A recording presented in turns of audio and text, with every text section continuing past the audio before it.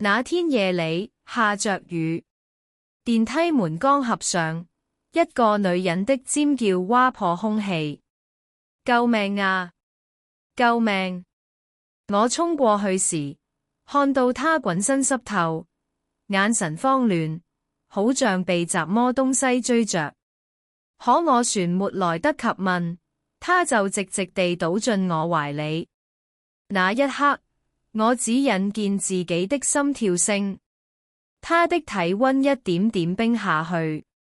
等我醒嚟時，耳邊有個小女孩的聲音在輕輕叫：姐姐，姐姐，你醒了嗎？我睜開眼，天花板是陌生的白色，空氣裡有飯菜的味道。一個紮着雙馬尾的小女孩眨着大眼睛對我笑：你是誰？這是哪？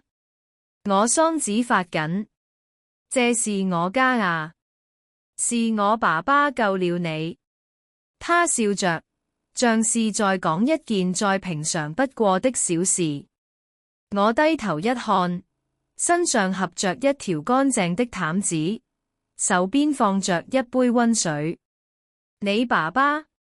對啊，我爸爸是外獄運。昨天送外賣的時候，看到你在電梯裏暈倒的。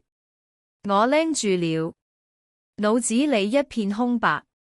那我是誰？我問。小女孩歪着腦袋：你不記得了嗎？你是小雨的媽媽啊。她指了指自己，神情認真。我愣了2秒，然後笑出聲：你媽媽？你一定是。因為你長得好溫柔。門被推開，一個30多歲的男人走進嚟，穿着外賣制服，滿身雨氣。他一看到我醒了，鬆了口氣：你終於醒了，是你救了我。你當時昏倒在電梯口，全身發抖。幸好我送外賣回來得及時，不然。他的話沒說完，聲音裡帶着一點猶豫。我想越謝謝，但心頭那種空蕩的恐懼讓我喉嚨發緊。我怎麼都不記得了。我小聲說。男人拎住，皺了皺眉。那你身上有沒有怎麼能證明身份的東西？比如手機、身份證？我低頭一摸，手指碰到口袋裡的冰冷金燭，那是一張黑色的卡片。男人眼神一變，這是富通銀行的黑卡。小女孩瞪大眼睛，哇！爸爸，這個銀行很厲害嗎？厲害啊，全江城就一家，全球都排得上號。他吸了口氣，看向我，這卡普通人根本辦不了。我盯着那張卡，心裡一陣茫然。那是屬於我的東西，可我卻完全不記得它。你船帶着這個？男人又遞來一個小小的金屬印章。我接過，手指剛碰到它，胸口一陣奇怪的顫抖。這是什麼？這是執法局的金印。小女孩闖着回答，眼睛亮晶晶的。我在電視上看過，金印的人都是超級厲害的大人物。我心頭一跳。執法局大人物？姐姐，你是執法者嗎？我不知道。那一刻，空氣像凝固了。我聽見雨旋在下，遠處的雷聲低沉。我不知道自己是誰，也不知道為什麼身上會有這些東西。男人嘆了口氣，你先別想了，反正你現在也沒地方去，就暫時住在我們家吧。等你想起來再說。我看着他，心裏五味雜陳。一個陌生的男人，一間簡陋卻溫暖的小屋，一個需要氧氣瓶的小女孩。我突然覺得胸口有點酸。謝謝你，我輕聲說。客氣什麼？他笑笑。我叫陸明，她是我女人，小雨。那我叫什麼？小女孩歪着頭想了想，姐姐什麼都不記得了，那就叫小七吧。為什麼？因為我以前有隻狗狗叫小七，可惜它走了。不過你比它漂亮多了。陸明輕輕敲了她的頭一下，沒大沒小。我笑出聲，沒關係，小七這個名字挺好聽的。那一夜，我洗了個熱水澡，躺在陌生的床上，窗外的雨旋在下，像是一場漫長的夢。夢裏有槍聲火光，旋有一個男人低聲喊我的名字。千代，快走！我從夢中驚醒，額頭全是汗，心跳亂得厲害。千代，那是我的名字嗎？我摸了摸胸口，那裡懸在佛燙。我不知道為什麼，但我隱約覺得，那個叫千代的人，似乎正被全世界尋找。早上醒來時，陽光透過窗簾的縫隙灑在我的臉上。屋子裏很安靜，能聽見廚房傳來鍋鏟碰撞的聲音。那種平凡的聲音，卻讓我莫名地心安。我走到客廳，小雨正抱着氧氣瓶，坐在沙發上看電視。她看到我，立刻笑起來，揮着手，小七姐姐早啊。早。我微笑着走過去，順手把她鬢角的一撮頭髮別到耳後。她的臉色有些蒼白，呼吸時胸口微微起伏。電視裏突然插播一條緊急新聞，據可靠消息，國內頂級財團世紀財富集團董事長紀千代下落不明。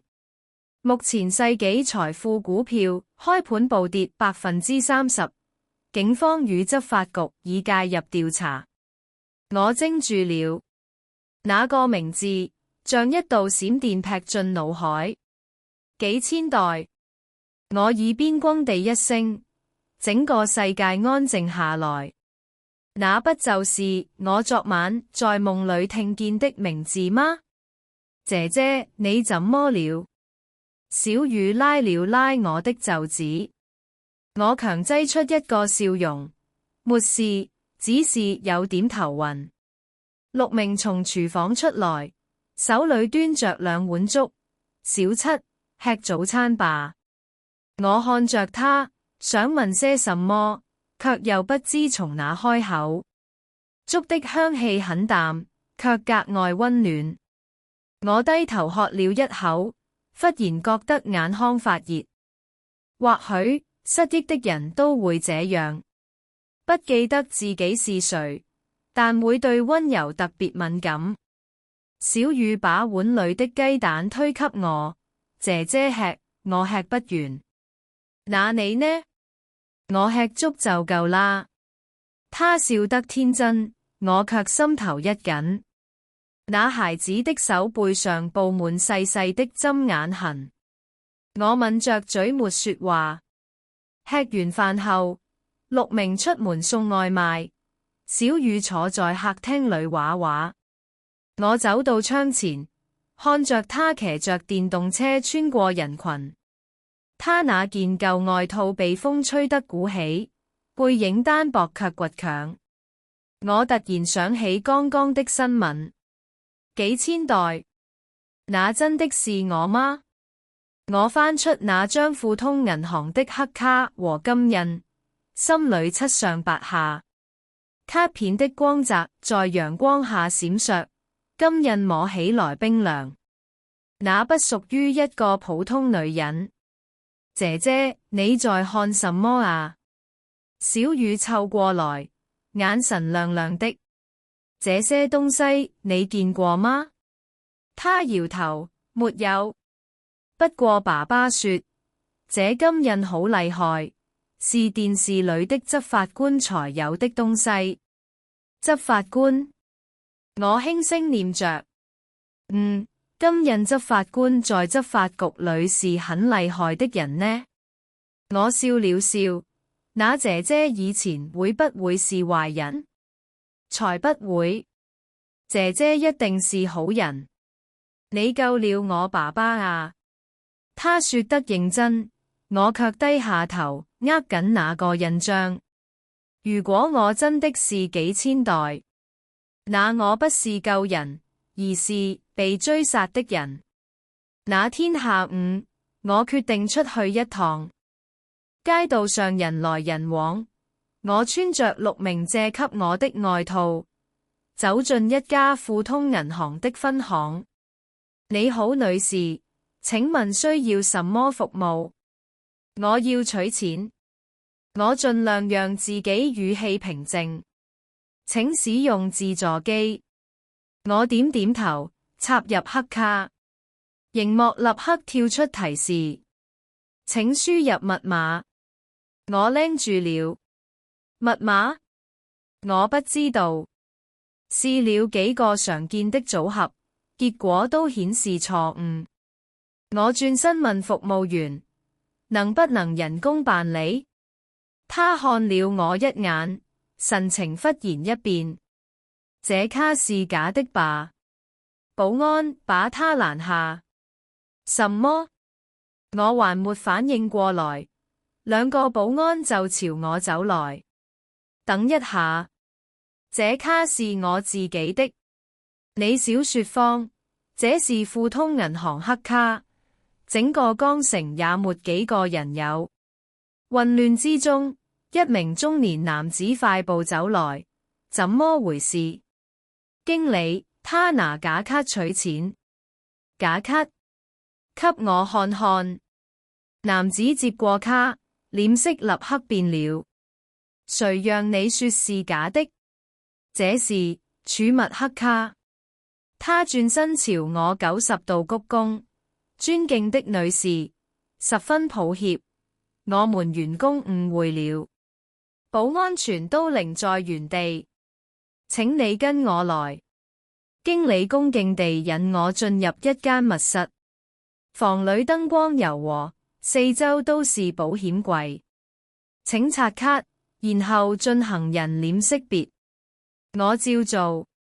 螢幕顯示驗證成功。匹配用戶代號是7。稍等，我去取你的物品。幾分鐘後，他推來一個鈦合金箱子。這是你存放的物品。那箱子沉甸甸的，金屬光冷得刺眼。裏面是什麼？我們不知道，女士。這種箱子除了密碼外，任何方式都打不開。我摸着它，心裏湧起一陣奇異的悸動。這裏面會不會藏着我所有的答案？經理問，需要我幫你搬出去嗎？我搖頭，不用。我抱着箱子走出銀行。街上的風冷得刺骨。我低聲對自己說：C7小7。原來我連名字都不是偶然。那一夜，我做了個夢。夢裏有人對我說：幾千代，你從人間蒸發的那天，世界也亂了。我猛地睜眼，窗外的天剛亮。桌上那個金屬箱靜靜躺着，像在凝視我。我知道，無論裏面藏着什麼，我都必須打開它，因為那也許是我回到自己的唯一線索。我盯着那個金屬箱，整整坐了一夜。窗外的風呼嘯，雨滴打在玻璃上，像一場永不結束的審問。我不知道自己在害怕什麼，也不知道這箱子裏到底藏着誰的命運。清晨，小雨輕輕推門進來，睡眼惺忪地說：姐姐，你一夜都沒睡嗎？我轉頭看着她那張乾淨又蒼白的小臉，心裏莫名一酸。沒事，姐姐只是有點睡不着。她跑過來摸了摸那個箱子，這是什麼啊？好酷哦！我笑着說：姐姐也不知道呢，也許是我過去留下的東西。那你打開它啊？我忘了密碼。她想了想，眼睛一亮。那你試試大眾密碼啊？大眾密碼？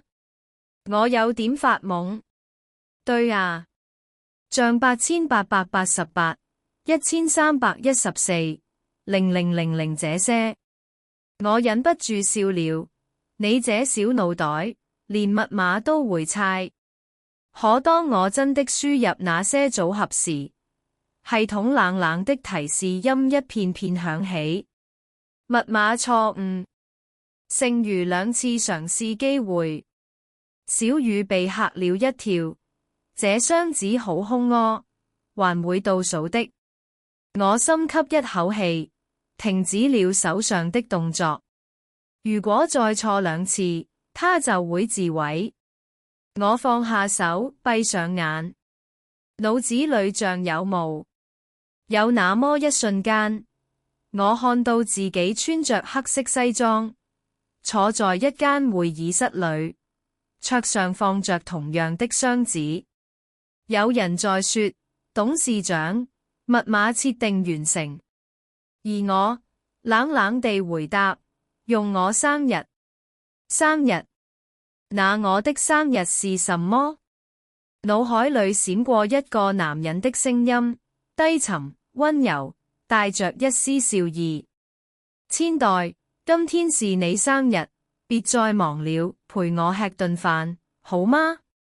我心口一震，那聲音好熟悉。我捂着頭，感覺腦子快要炸開。小七姐姐，你沒事吧？小雨緊張地跑過來，我努力讓自己冷靜下來。沒事，只是突然想起一點東西。下午的時候，陸明回來了，滿身雨水。他看到那個箱子，眉頭一皺，這東西看着就不一般。我也這麼覺得。我苦笑。可能它裏面有關於我身份的線索。他沉默了片刻，然後說：要不你先別碰它。你現在的樣子，像是有人在找你。我抬起頭，你這麼覺得？新聞裏不是說那個幾千代失蹤嗎？你有沒有想過，你可能就是他？那一刻，我的心像被針扎了一下，我盯着他，卻說不出話。他嘆了口氣，語氣溫柔卻堅定。不管你是誰，你現在就是我們家的人。等你想起來了，再去面對那些事。他的話讓我眼眶微熱，那種被保護的感覺，讓人又害怕又心動。晚上，小雨抱着她的小氧氣瓶，靠在我懷裏。姐姐，你會一直在這裏嗎？當然。我笑着摸她的頭。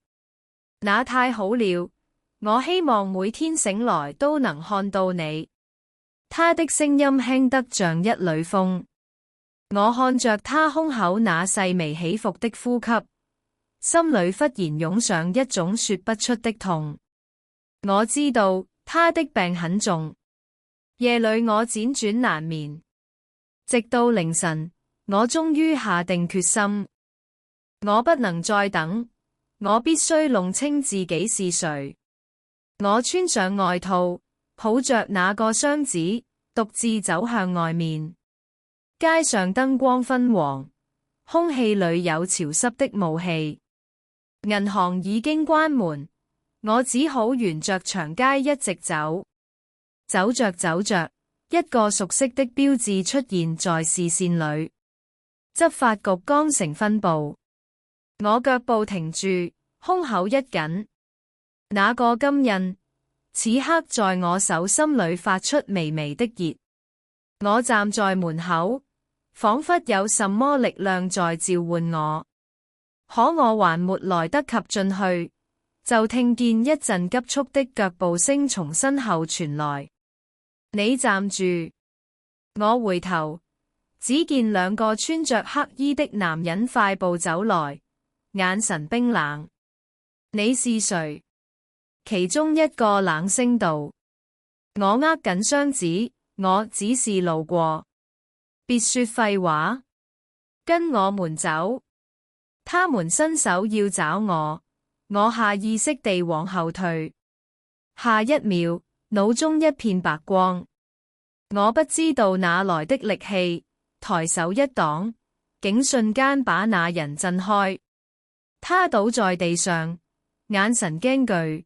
你是金印執法者？我擰在原地，心跳如鼓。金印執法者？那一刻，仿佛有無數記憶的碎片在我腦海裏炸開。槍聲、火焰、血，還有命令聲。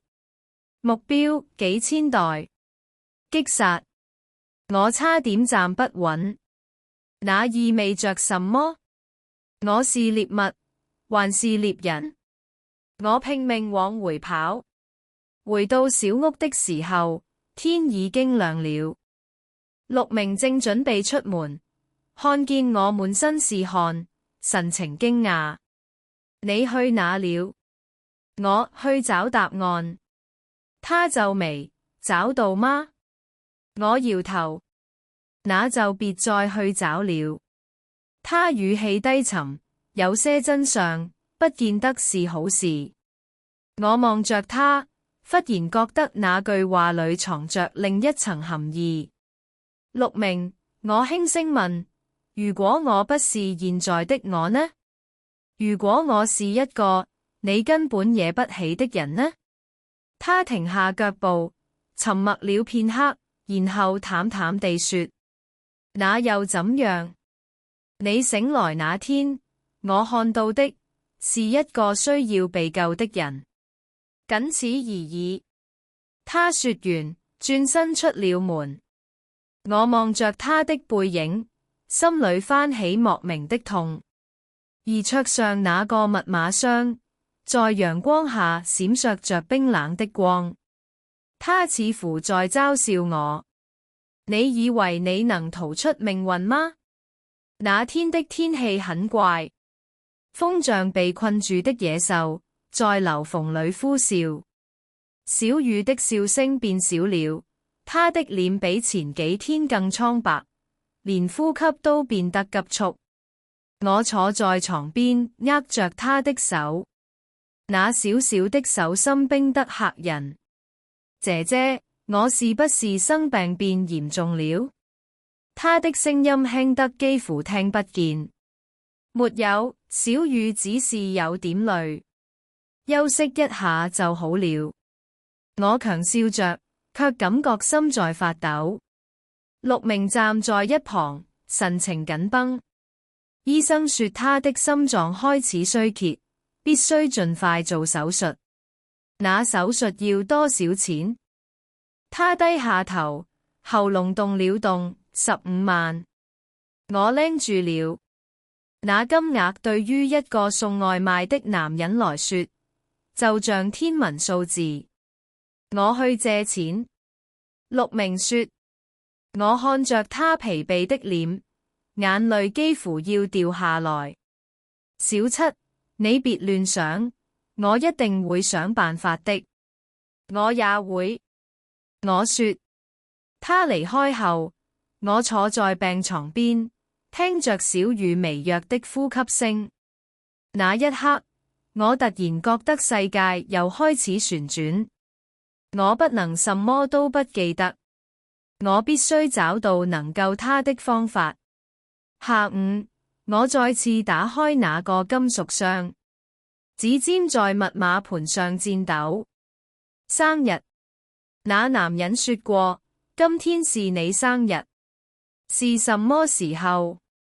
我努力回想，有蛋糕的味道，蠟燭的光，一個聲音在笑着說：8月26號，你這個工作狂。我的呼吸急促起來。0826，我按下了那4個數字，螢幕閃爍，密碼錯誤，剩餘一次嘗試機會。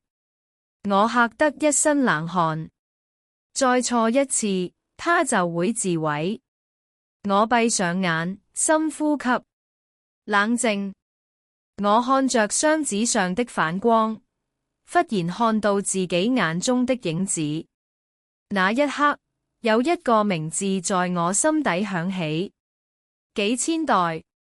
我睜開眼，忽然有一陣劇痛從後腦襲來，無數畫面閃過。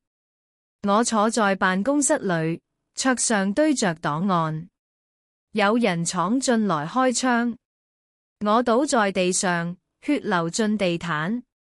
一個男人的聲音低吼着：千代，快跑！我猛地睜開眼，喘着氣，滿頭冷汗。那聲音是誰？那個男人，我愛過他嗎？還是他想殺我？醫院的電話突然響起，是小雨的家屬嗎？病人情況危急，請立刻繳納手術費。我衝出門，雨再次下起，像針一樣打在臉上。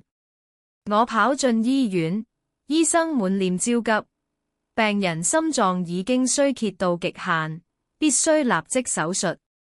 我沒有錢，但我會想辦法的。我聲音都在顫。醫生冷冷地說：沒繳費，手術不能開。我抓住他的衣袖，求你。他才9歲，他不能死。這裏是醫院，不是慈善機構。他甩開我的手。我站在那裏，渾身發抖。那一刻，我感覺整個世界都在推我走向絕境。我咬牙轉身，跑回出租屋。箱子還在桌上，冰冷而沉默。我撫摸着它，幾乎是顫抖着開口：你裏面到底藏了什麼？錢嗎？藥嗎？還是你就是我的命？我深吸一口氣，手指再次放在密碼盤上。生日不對，也許是別的。突然，一個細節閃過，那男人曾在酒杯上刻着一串數字0907。他說那是我們相遇的日子。我心臟怦怦直跳。我輸入0907，螢幕停頓了1秒，然後一聲清脆的提示音響起，密碼正確，箱子開啟。我幾乎不敢呼吸。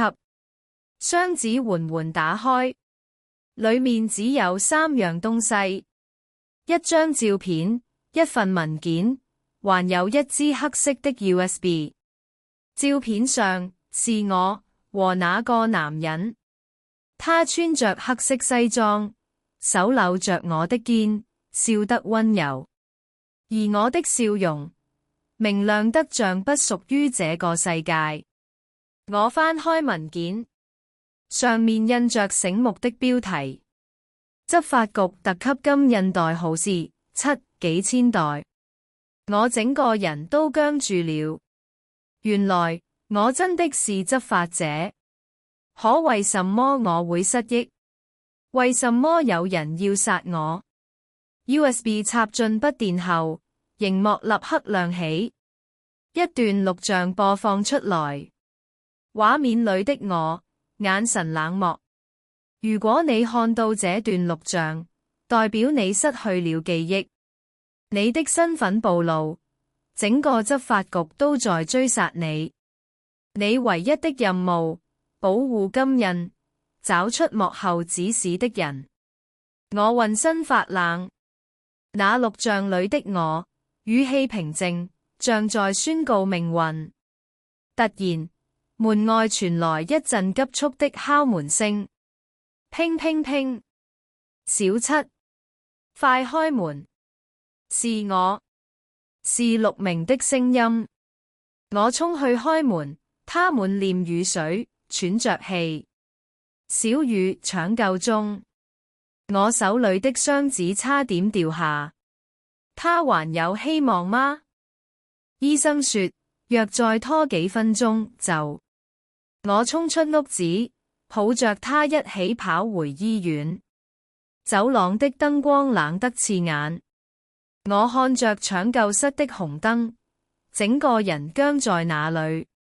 如果我真的是幾千代，我低聲說，那我就該有能力救他。醫生推開門，神情嚴肅，病人必須立刻動手術，否則會心臟停搏。要多少錢？15萬。我給你20萬，現在就開刀。我把那張黑卡拍在桌上。醫生鈴了鈴，抬頭看我，富通黑卡。我冷冷地說，立刻去查。時間就是命。他對我深深看了一眼，轉身喊道：手術室準備，馬上進行。紅燈再次亮起。我靠着牆，渾身冰冷。陸明走過來，遞給我一瓶水。你是誰？我抬起頭，聲音沙啞。我不知道，可我知道，我不能再逃了。那晚的雨越下越大，我站在窗邊，看着急救室的燈光閃爍，心裏的恐懼與決心在暗夜中糾纏成一股力量。我知道，一旦小雨活下來，我就必須回到那個黑暗的世界，因為我幾千代欠了太多。紅色的手術中，指示燈亮了整整4個小時，我幾乎不敢眨眼，每一分鐘都像被刀片一點一點地劃開。醫院的走廊裏消毒水的味道刺鼻，我坐在那張冰冷的鐵椅上，雙手死死攢着那張黑卡。陸明坐在我對面，滿身雨氣，他的眼神裏是掩不住的焦慮。你那張卡真的能付得起那筆錢？我苦笑了一下，應該吧，至少比我們的命值錢。他盯着我片刻，終於低聲說：小七，其實你不用這樣做，你已經幫了我們太多。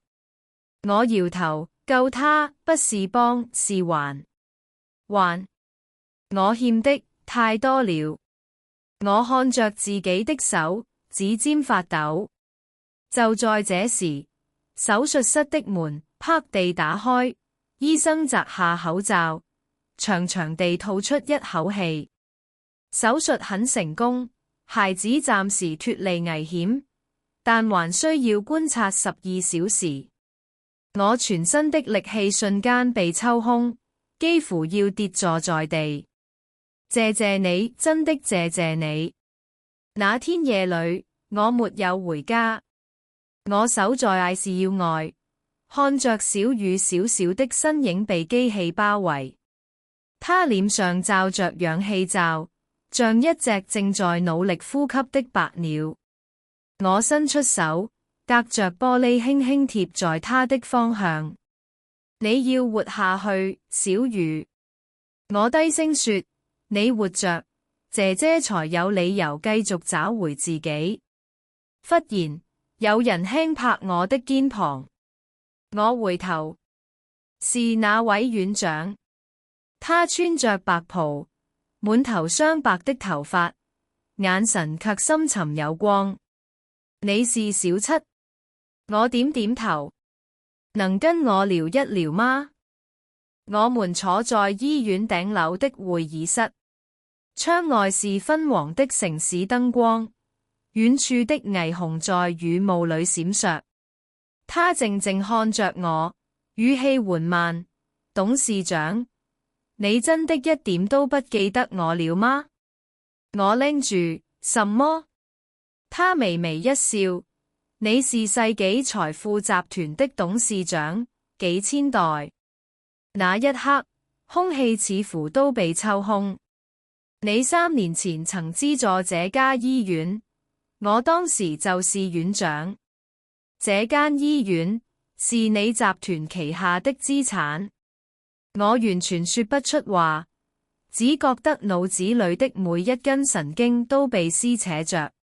你失蹤的消息，我也一直在追蹤。你當時被人襲擊，命懸一線，我們都以為你死了。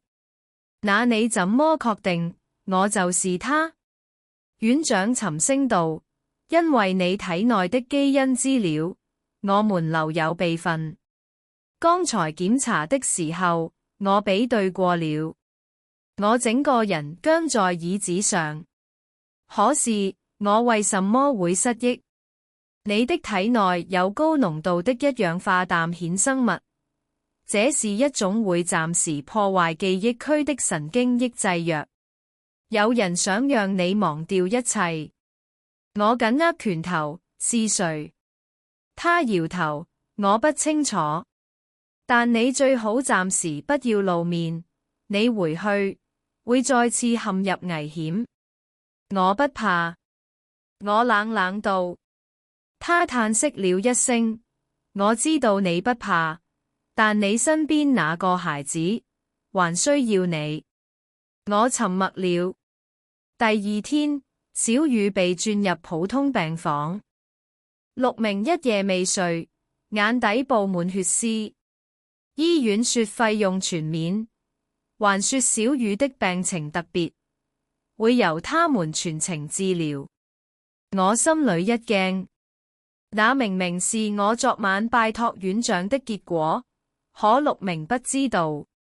太好了，他笑了笑，你真的帶來了好運。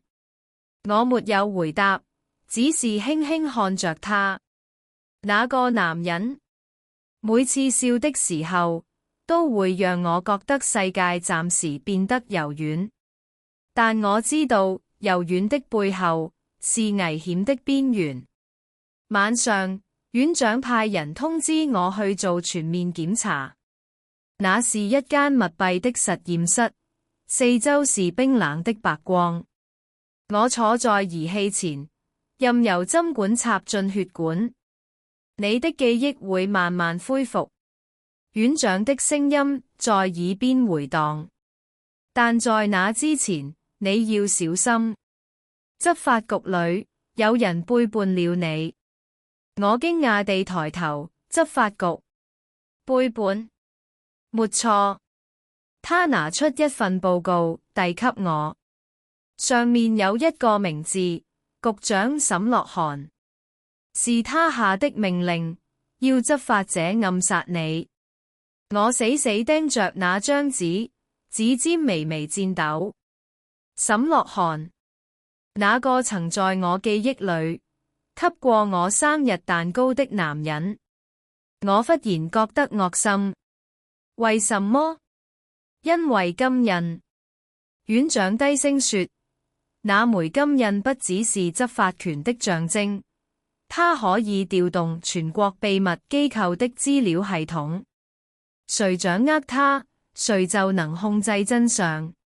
我冷笑了一聲，原來我不只是失去記憶的人，我還是被奪權的棋子。他看着我，語氣變得更低，他不會罷手的。既然知道你還活着，他一定會派人來除掉你。我慢慢站起來，那我就先下手為強。回到病房的時候，小雨睡得很安靜，他的小手裏還握着我早上給他的玩偶。我坐在床邊，看着他的臉，那孩子與我毫無血緣，可我卻有一種母親般的依戀。姐姐，他夢囈般地喃喃，你會一直在我身邊嗎？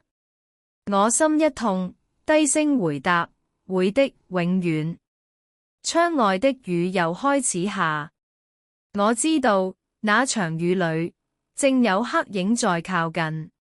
當晚10點，醫院的電梯裏出現了2個陌生男人，黑色風衣，耳後帶着通訊器。監控鏡頭閃爍了一下，他們抬頭，鏡頭黑屏。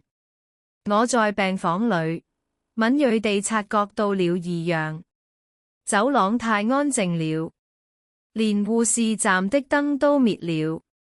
我輕輕拉開抽屜，握住那枚金印，印底的紋路泛出暗紅色的光，那是啟動信號。我轉頭對陸明說：別問，無論發生什麼，守着小雨。他鈴了鈴，你要幹嗎？解決過去。我推開門，走進昏暗的走廊。電梯口的2個男人剛抬起頭，下一秒，我已經出現在他們面前，沒有任何多餘的動作，拳影如風。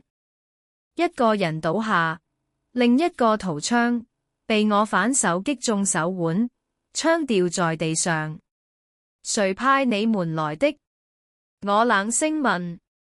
他咬牙不說。我舉起金印，按在他頸側的神經節，光線閃過，他眼神瞬間渙散，是沈樂韓局長。我鬆開手，那人昏倒，我站在原地，心跳得厲害。沈樂韓，曾經最信任的人，如今成了要我死的敵人。我轉身，雨聲滲進窗縫。陸明出現在走廊盡頭，滿臉驚懼。你到底是誰？我看着他，聲音低而穩。我是你救過的女人，也是這個城市最危險的人。夜深，我回到窗邊，看着遠處剛成的霓虹，記憶開始一點一點回流。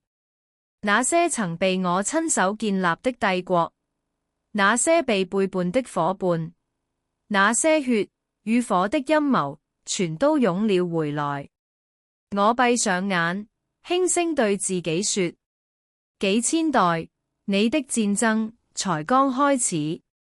天剛亮，江城被薄霧籠罩，醫院的窗外雨還沒停，那雨像一層層輕紗，把整個城市都變成了夢。我靠在牆邊，整夜沒合眼，腦海裏的畫面一幕幕閃過，執法局的徽章，沈樂韓的臉，還有那夜的槍聲。記憶已經完全回來了，我記得一切。我曾是幾千代執法局最年輕的特級執法官，我破過無數案，帶隊清除了幾個犯罪集團。而最後一次任務是調查內部的叛徒，叛徒正是沈樂韓。他不只是局長，更是我愛過的男人。他知道我懷疑他，於是設下陷阱。我被槍擊，墜入江中，本該死去，卻被陸明救了。那時的我，沒有名字，沒有過去，只有一個念頭：活下去。我看着鏡子裏的自己，那張臉熟悉得讓人害怕。以前的我總是冷峻、克制，如今卻多了一份人味。門外傳來輕輕的敲門聲。小七，你醒着嗎？是陸明。他端着早餐進來，聲音溫和。小雨醒了，還問你去哪了。我微笑，我在這。他看着我，眼神裏有點不安。昨晚的事，你能告訴我真相嗎？我沉默了幾秒，最後點頭，可以。於是，我告訴他一切，我的真實身份，沈樂韓的背叛，還有那枚金印的秘密。他聽完，沉默很久。所以你要回去？是。那你不怕？我笑了笑，怕。可是我更怕活成一個謊。當天下午，我接到了一通加密電話，一個陌生的電子聲音說：幾千代，沈樂韓在等你。地點：江城北區執法局舊大樓。我掛斷電話，心跳平穩。那是我們曾並肩作戰的地方，如今成了終局的戰場。夜色降臨，我穿上那套黑色執法服，將金印掛在胸前。那是屬於幾千代的戰衣。窗外閃過一道雷光，我的影子在牆上拉得很長。姐姐，我回頭，小雨站在門口，氣息好了一些。他的眼神清澈得讓我幾乎不敢直視。你要走嗎？我走過去，蹲下摸摸他的頭。姐姐去處理一些壞人，處理完就回來。那你一定要回來，好嗎？我答應你。他伸出小小的手，遞給我那隻破舊的小熊。他會保護你。我忍着眼淚，點了點頭。江城北區的夜冷得刺骨，舊大樓裏沒有燈，只有樓頂那個男人的背影，在風裏一動不動。你來了。沈樂韓轉過身，那張熟悉的臉仍舊沉穩英俊。他笑了笑，我就知道你一定會來。我冷冷地看着他，因為我不喜歡欠未清的債。他走近一步，語氣溫柔得幾乎讓人錯亂。千代，我從沒想害你。那天的事，是他們逼我的。他們，那些掌控執法局上層的人。你拿走金印，他們會殺我們所有人。我盯着他，不說話。他繼續低聲道：你知道的，你不是局裏的工具，你是我的人。我救不了你，只能讓你消失。我心裏一陣刺痛。那你就開槍的時候，有沒有一瞬間猶豫？他沉默了。我笑了，那就夠了。我舉起手，金印在掌心閃光。沈樂韓神色一變，你要做什麼？結束你該結束的錯。他拔槍，幾乎同時，我按下金印啟動鍵，一道藍光閃過，周圍的電子設備全部失效。執法權限金印模式開啟。我冷聲道。沈樂韓的槍聲響起，子彈擦過我的肩膀，劇痛傳來，我卻沒有退。我衝上前，奪下他手中的槍，將金印貼在他的胸口。這是你留下的選擇題。我低聲說：生或者死。他看着我，眼裏閃爍着一絲悲哀。你真的不曾愛過我嗎？我呼吸一滯。愛過。我回答，但那是上一個我。我按下啟動鍵，藍光吞沒了他的身影，清晨的風吹散了夜裏的霧。舊大樓被封鎖，執法局的特勤部接管現場。我在門口簽完最後一份報告，交出金印。局長沈樂韓已確認死亡，叛變案件結束。特勤人員敬了個禮，我點頭，神情平靜。這一切都歸檔吧。他離開後，我靜靜站在風裏。天色慢慢亮了，那場雨終於停了。幾天後，我回到醫院，小雨已經能下床了，笑得燦爛。姐姐，我抱住她，眼淚不自覺落下。陸明走進來，看着我微笑，你回來了。我抬頭望着他，那一刻我突然明白，我不再是幾千代，也不再是小七，我是兩個世界的融合，既有冷血的決斷，也有柔軟的心。